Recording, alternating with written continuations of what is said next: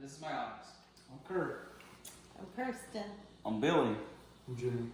Johannes. I'm with Lou. I want you to think back to your childhood, running around outside, having fun, and then the inevitable happens. You're riding on your bike and you fall off and scrape your knee, or you go into that disgusting pond in the neighborhood and swim around in it. And then the worst happens. You get a nasty infection.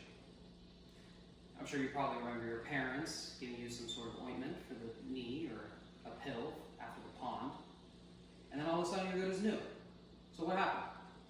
Well, they gave you antibiotics. I've always wanted to wonder what antibiotics came from and how do they work. So it's all thanks to the father of antibiotics, penicillin. Derived from the mold Penicillium notatum, it's been used for almost 100 years in treating bacterial infections. And that's exactly what we're going to be talking about today. We're going to go over the history of penicillin, how it works, and its significance to the world. First, let's see how penicillin was discovered. Before the advent of antibiotics, infection was very serious. Having to rely only on your immune system, it was always a roll of the dice whether you'd live or die. But then in 1928, a scientist made an amazing discovery. According to the British Journal of Biomedical Science, in September of that year, a man named Alexander Fleming, who was a professor of bacteriology at the London University, was studying the bacteria that's responsible for staph infection. One day, he left his petri dishes out on a holiday. When he came back, he found this mold, which turned out to be a newly discovered species of mold called Penicillium notatum. In addition to this discovery, he found out that the bacteria did not grow where the mold was, and in fact, it was dying where the mold was. So over the next few years, this mold would eventually be repurposed into the penicillin drug we now know today, and be mass-produced for millions. Next, I want to talk about how it works. I'm sure you're probably wondering how it kills the bacteria. Well, according to the International Journal of Current Research and Review, penicillin is in something called the beta-lactam group.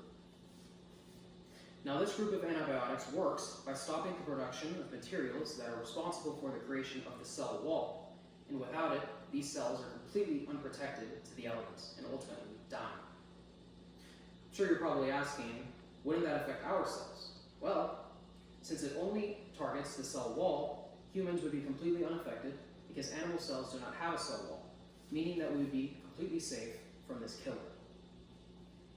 Finally, I want to talk about the significance of penicillin. As I mentioned before, disease was an absolute dominant force on humanity before antibiotics, completely studying their growth and progress.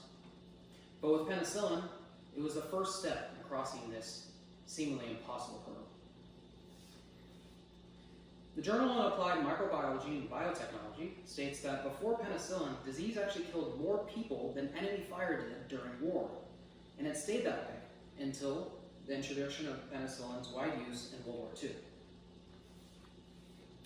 Even aside from war, the journal also says that in the 1800s, disease caused over a third of deaths in the entire world, and it wasn't until the 1900s with penicillin that the chances of dying from infectious disease dropped to a measly 4%.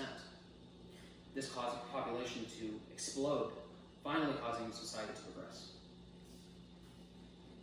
In conclusion, the accident of some random British scientists created one of the best medical innovations of all time, saving millions of people and bringing us to impossible heights. I hope next time you scrape your knee, you can have a little bit more appreciation for the legacy of penicillin. Thank you.